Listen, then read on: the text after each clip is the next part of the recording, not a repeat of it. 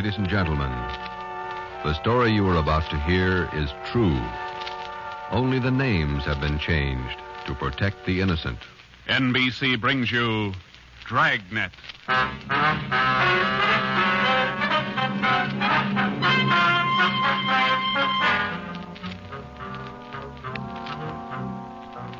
You're a detective sergeant. You're assigned to robbery detail. There's a potential killer on the loose in your city.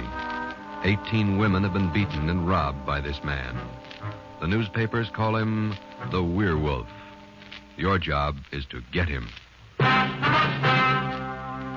Dragnet, the documented drama of an actual crime, investigated and solved by the men who unrelentingly stand watch on the security of your home, your family, and your life. For the next 30 minutes, in cooperation with the Los Angeles Police Department, you will travel step by step on the side of the law through an actual case from official police files from beginning to end, from crime to punishment. Dragnet is the story of your police force in action.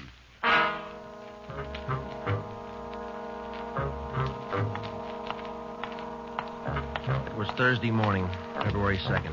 It was raining in Los Angeles. We were working the early morning watch out of robbery detail.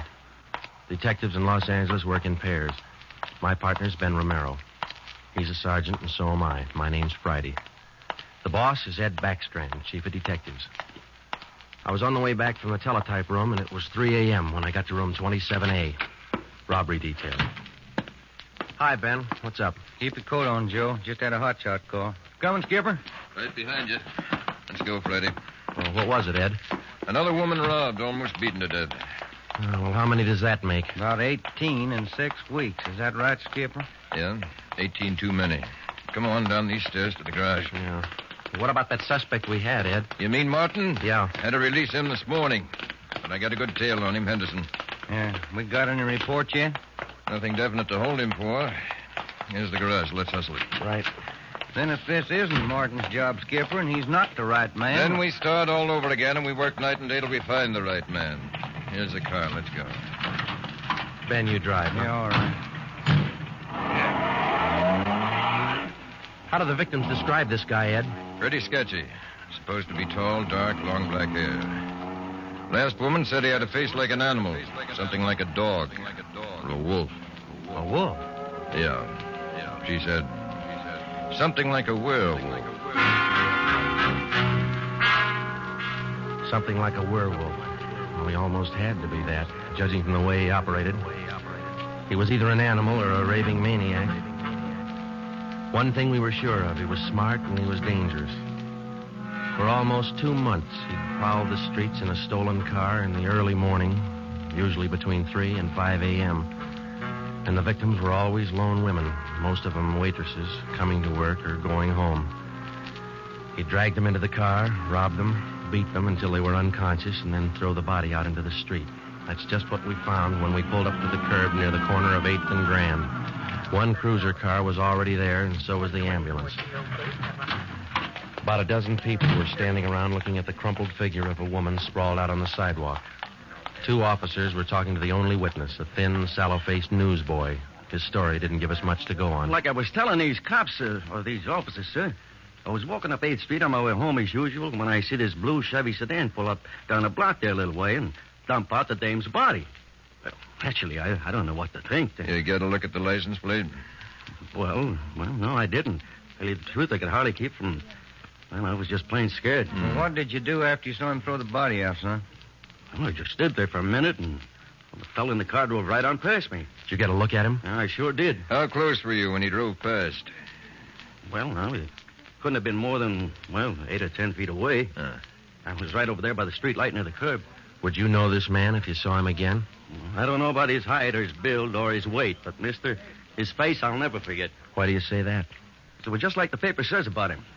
Right here on the front page. Here, read it. See? Woman says the attacker looked like werewolf. That's all the newsboy could tell us. The suspect drove a blue sedan. He had a face like a werewolf. We covered the neighborhood for clues, and we questioned a dozen people, but we got nowhere. We took the witness's name and address, and we drove down a couple of blocks to an all-night gas station. 14-hour off the Metropolitan. I'm going in here and call the office and see if Henderson's called in on Martin.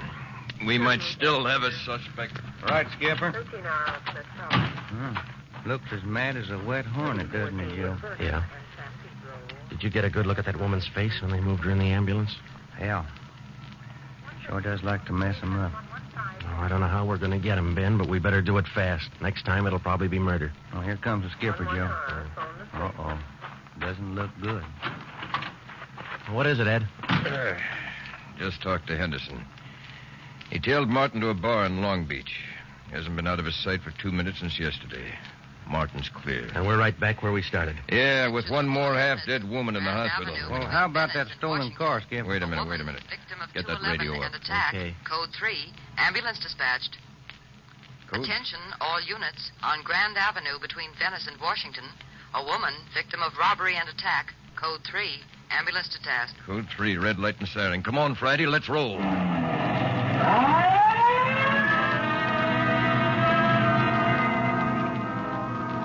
We couldn't be sure, but it sounded like another one. 6 minutes later, we were there. Same story. Werewolf. The next day, the chief ordered the number of cruiser cars doubled in the Central District. This was for the early morning watch, with plainclothesmen to back them up. Then the newspapers played it big, and in 2 days, the story was on the front page of every paper in town. Maybe that should have made the werewolf lay low, but it didn't. Because at 4 o'clock that morning, while Ben and I were patrolling with the other cars, he got his 20th victim. Attention, all units. Whittier between Soto and Matthews. A woman, victim of 211, an attack. Code 3, ambulance dispatched. Here's a report on that blue sedan he used the other night, Joe. Found it out on Anaheim Telegraph Road. Any luck with it? Not one fingerprint we can use. Anything else? Nothing. Well, how about the auto theft detail? Same old story, Joe. He steals a car, uses it once, and then drops it. Never leaves a thing behind. Well, that's great. We're sure moving fast. How about that big guy you picked out of the lineup this morning? Oh, I checked his alibi. It's perfect. Now we haven't got even half a clue. Yeah. Well, come on. Let's check with Ed. He's instructing the policewomen on a plan for tonight. All right. Now you've heard the report. You understand how the suspect operates and what you're to do. I think so. Remember, all of you forget you were ever policewomen. Change the way you walk, the way you carry yourselves. That's the part you're playing, all right? Okay. And be careful and don't take any chances. All right, Freddy. Okay, Ed. Now, just to make sure you look the part, we're spotting each one of you at different restaurants and coffee shops throughout the Central District. And from 7 o'clock tonight until daylight tomorrow, each one of you is going to be a waitress. You got that? Yeah. Okay, Ben, you want to give them their assignments? Okay, Joe. Well, here's the way it lines up. Marge Kissel at the Top Hat Cafe. That's on 9th Street between Alpharetta and Westlake. Okay. And Katie Welch, Joe's Coffee House, Brooklyn, Soto. Right. Pat Fielding at the All-Night Steakhouse on Figueroa Street between Florence No, and... the trick of using decoys to lure criminals into a trap wasn't exactly new, but, well, it was just one of the old tricks that we figured might land the werewolf behind bars. At 7 that night, Ben and I made the rounds and found each of the policewomen on her job as a waitress. Well, the overall plan was simple. The girls were to leave the different restaurants between 3 and 5 a.m. that morning and pretend they were walking home. We mapped different courses for each one of them to throw out as much bait as possible and yet not to make it look suspicious. Each policewoman, from the time she left the restaurant and stepped out into the deserted streets, would be pretty much on her own. We had officers planted all along the way at designated intervals, but a big element of chance and danger was still there. All we could do was cross our fingers and hope. How much more time, Joe? Let me see. She's due in 2 minutes. Yeah. Waiting gets on your nerves. And it won't be long. This corner doorway's a pretty good lookout spot. Yeah. Wait a minute. Listen. Who is it, Joe? Can you see? Get back. What is it? Wait a minute. It's Marge Kissel. There's a man following her, a big guy. If it's the werewolf, where's his car? I don't know. Maybe he changed his plans. Get back. Here they come.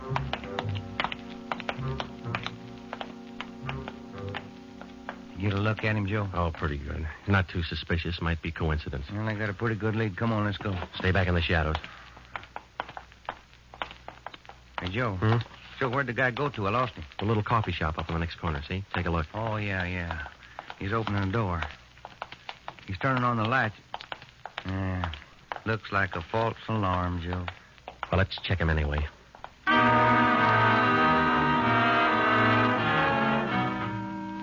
Well, I didn't think we'd be that lucky on the first try, and we weren't. We asked the man a few questions, and it didn't take him long to show us he wasn't our man. He owned the coffee shop. So, Ben and I went back and took up our posts again and waited for the next decoy. We covered that 10-block course 6 times that morning, back and forth, following the bait, but it was almost as if the guy could sense a trap. Not once did we get a nibble. By the time our last decoy finished the route, it was almost daylight. Joe, I never was so glad to see that sun come up in my whole life. My feet feel like they're puffing right up out of my shoes. Yeah, me too. Come on, let's get over to the car and check on the other squad out in Boyle Heights, huh? Mm-hmm. Oh. Hit the radio, will you, Ben? Yeah. Joe, there must be some easier job on the force than this. Yeah, you and me both. Now, let's see what happened to the others, huh? 80K to Unit 104K. Come in. 104K to Unit 80K. Go ahead. 104K, this is Friday. You do any good out there? This is Miller. I'll call Curtis. Stand by. 80K to 104K, Roger. What do you think, Joe? Maybe a bite? I don't know. Oh, this guy seems to work like a mind reader. Well, he can't win all of them. 104K to Unit 80K. This is Curtis. Go ahead. This is Friday, Al. How'd you do out there? Any luck? Just checked in the last gal, Joe. 80 Welch, not a sign. Okay, Al. Have the men check in. 80K clear. KGPL. Okay, let's go, Ben. When we finally got back to the office that morning, both Ben and I were ready for some sleep, but it didn't look like we were going to get it. We just about finished going through the overnight reports for some kind of a lead when the phone rang.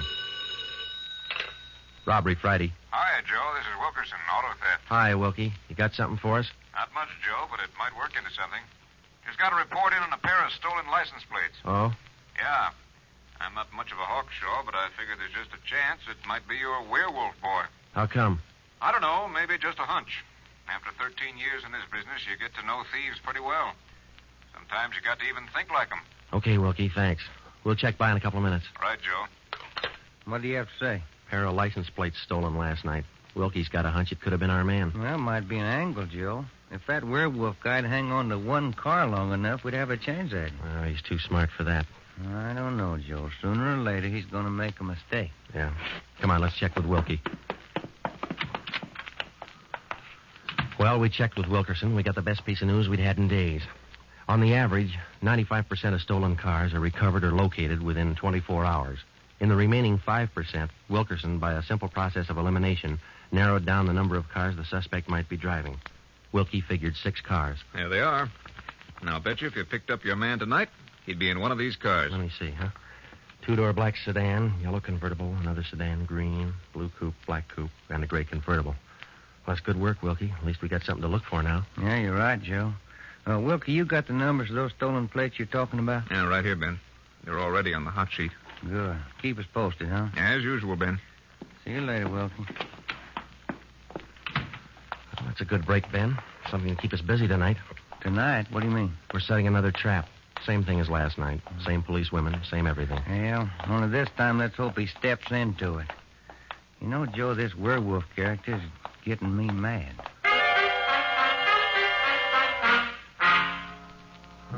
That night, we followed in our own footsteps.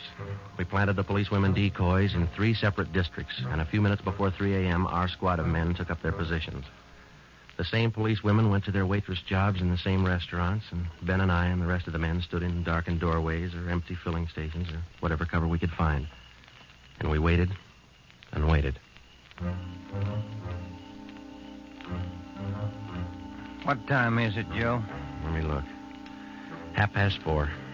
Thank you. Any sign, Joe? No, nothing yet. Come on, stay in the shadows. That's the way it went all through the early morning. The same plan over and over again until daylight. Ben and I'd check in at the station, go over the late stolen car reports with Wilkie, catch a few hours sleep at home, and then come back and do it all over again. The next night, and the next morning, and the night after that, and the morning after that.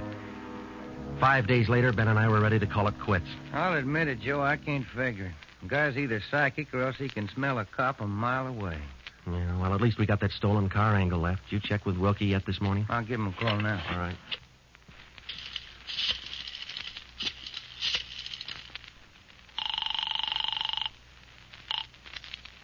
F. Wilkerson. This is Ben, Wilkie. Got anything for us this morning? Yeah, just going to call you. You fellas ought to let me solve your cases for you. Why? What'd you get? The boys picked up 3 of those 6 stolen cars since late yesterday. Great. Now, what does that leave us with? Well, here are the 3 still missing. Yeah. 4 X-ray 763. Yeah. 5-6 Young 342. Uh-huh. 6-1 Robert 385. Yeah. Got those?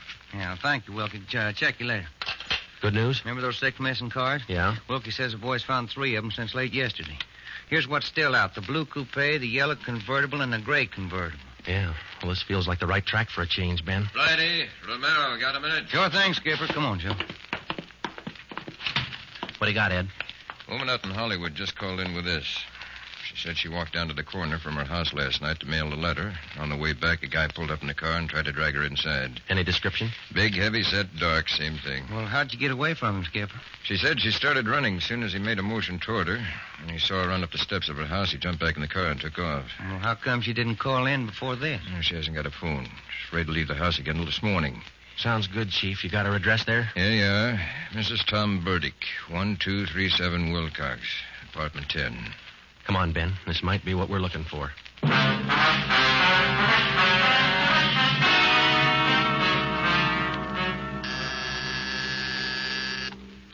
is it? Who's there? Sergeant Friday, ma'am. Police. Oh, just a moment.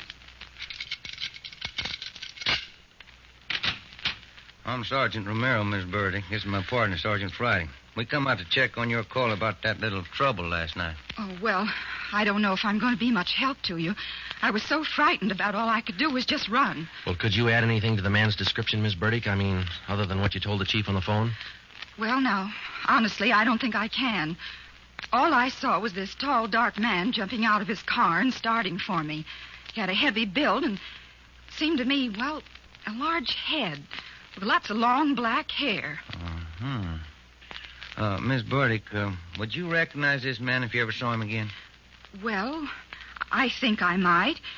He was such an unusually big man, almost frightened me to death. Well, just one more question, Miss Burdick. Could you describe the car this man was driving when he approached you? His car? Mm-hmm. Why, yes. It was a gray convertible. Miss Burdick, are you sure of that? Yes, I'm sure of it. A gray convertible. Thank you, Miss Burdick. That's all we wanted to know. Sometimes when you're on a case, you can chase yourself around in circles for weeks trying to fit together just 2 little pieces of a yard-long jigsaw puzzle. And a lot of the time, you find the answer where you least expect it. But once you get that feeling you're after the right man in the right way, there's nothing that can shake you. When Ben and I got back to headquarters, we went straight to the chief's office with the story, and we had him stake out the gray convertible. In other words, if any detective or officer spotted the car, he reported it back to us, but he stayed away from it. We figured that there probably weren't more than 2 of the victims who could take the witness stand and identify the man who robbed and beat them. Not with a smart defense lawyer, anyway. So there was only one way to catch this suspect. Red-handed. Here they are, Joe. Both sets of license numbers for that gray convertible. Here the original, and here are the numbers on the stolen plate. Good. Everybody got a hot sheet? From the chief all the way down to the janitor. Fine. Now let's get together with Ed, huh? Hot shot, Joe. Grab it. I got it. On the corner of California and Oakwood, a woman badly beaten. On the corner of California and Oakwood, a woman badly... Come on, Ben, another one. But, Joe, it's broad daylight. Yeah, doesn't figure, does it? Come on.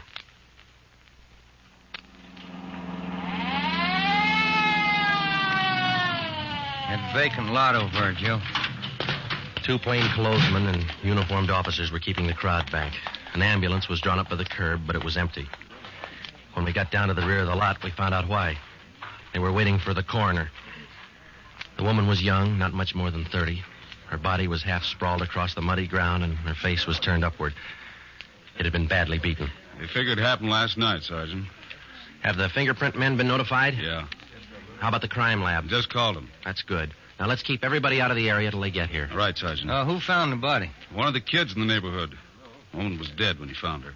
Did she live around here? About a half mile away. I hear she's got 3 kids. Or she had 3 kids. Uh-huh. You've seen enough, Ben? Yeah. Let's get on back to headquarters.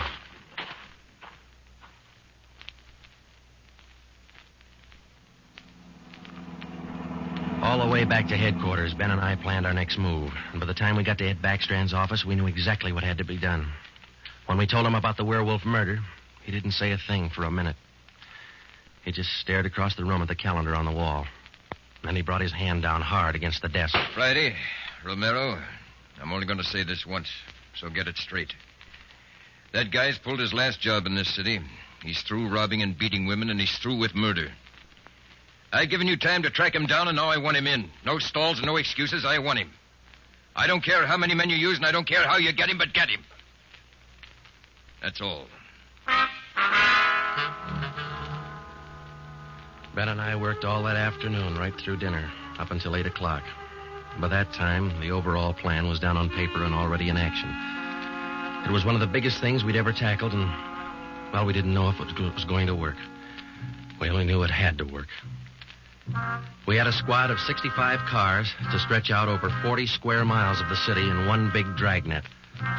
The blockade itself would be stationary most of the time, and working inside it would be 2 cars, 14 policewomen as decoys, with 2 plainclothesmen assigned to watch each policewoman. If and when the werewolf was sighted in the gray convertible, we'd automatically take over the police radio for the whole city, and Backstrand would direct the chase from headquarters. A little after 8, we had coffee and hamburgers, and we went to Ben's for a few hours. Ben tucked his kid in bed as usual, and then he laid down for a nap. I talked to his wife until I dozed off in the chair. At 11:30, she woke us up. I combed my hair, put on my coat. Cops' wives are like everybody else's. They worry. When we met Ed at headquarters, we did some last-minute checking on details with Backstrand for about a half an hour, and then we were all ready to go. By 5 minutes past 2, half the Dragnet crew pulled out of the police garage and scattered over the city to their places. By 2:35, the other half pulled out, and a few minutes later, Ben and I followed. At 3 minutes to 3 that morning, Backstrand took over communications and checked every car in the operation. It was a good start. Every man in his right place by the right time. The trap was set. All we needed now was to find our suspect, the werewolf, inside. Control 4 to Unit 80K. Control 4 to Unit 80K. 80K to Control 4. Go ahead. This is Backstrand, standing by. 80K, roger. Clear. KGPL. Okay, Ben. Now let's go find him. I got a hunch, Joe. Let's try the Wilshire district first. Sounds all right to me. Let's go.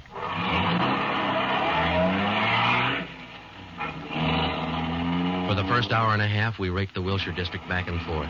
Not a sign.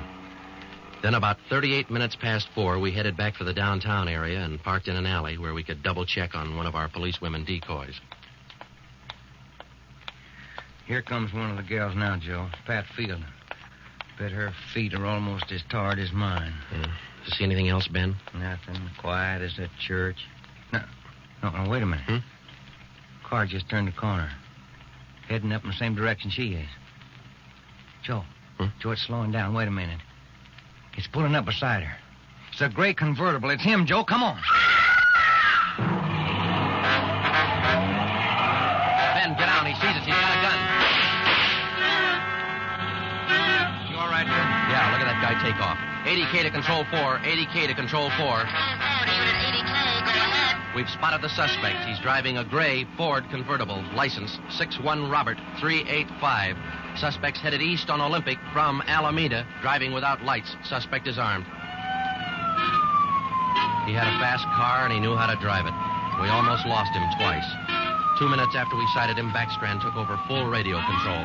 Control 4 to Unit 80K. Your location? 80K to Control 4. We're traveling at a high rate of speed, headed east on Olympic, crossing Soto Street. Control 4 to all units. Stand by. Units 11A, 12, and 13R close in on the intersections at Olympic and Lorena. Units 41, 42, 45, and 104K move on the next 4 crossings east of that. To the north and south, units 105K, 14A, 17R, 43T. Block all main arteries.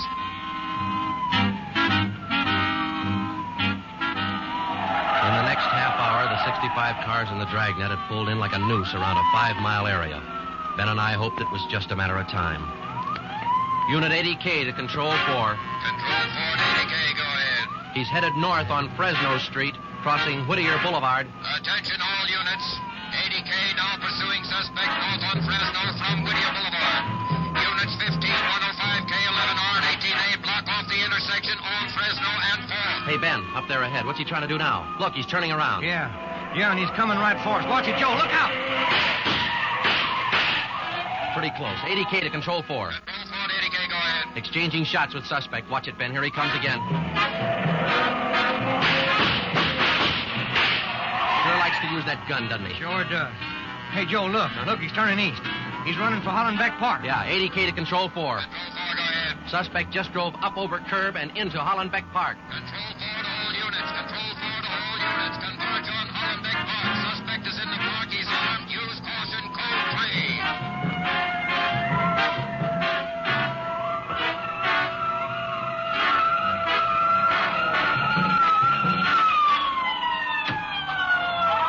There he is, Ben. Watch it. Looks like a night baseball game with all these headlights. Yeah, come on, let's get him. Yeah. Never say die, huh, Joe? Joe, can you get a shot at him? Don't shoot! Don't shoot! I'll give up! Don't shoot! Then step out in the open and get your hands in the air. All right, I give up, but don't shoot! You're a brave killer. Yeah, come on. All right, you get your hands in the air. Come on, higher. Joe, look out, he's got a knife. I got him. Joe, those women were right. He does look like a werewolf. Yeah. You got your handcuffs? Yeah.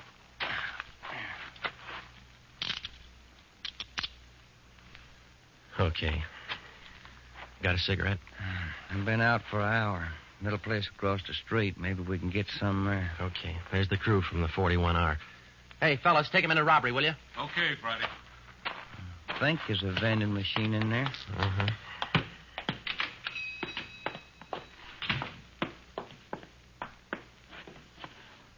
Say, you got some change for the cigarette machine, mister? I think so.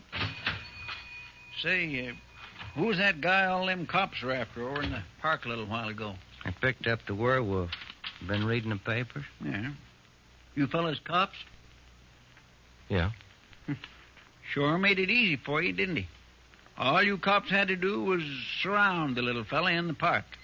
Nothing to it, huh? Yeah, that's right, mister.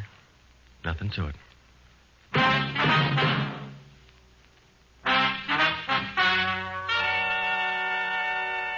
The story you have just heard was true. Only the names were changed to protect the innocent. Walter Barton, known as the Werewolf, was tried and convicted and is now serving a full life sentence at the state penitentiary.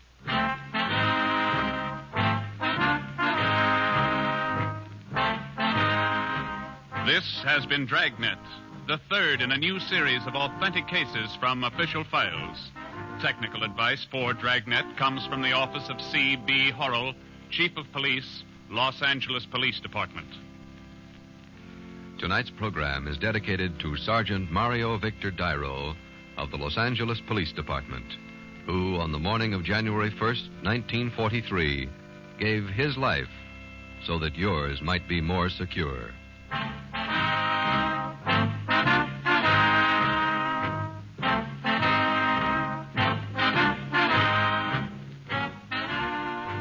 Dragnet came to you from Los Angeles.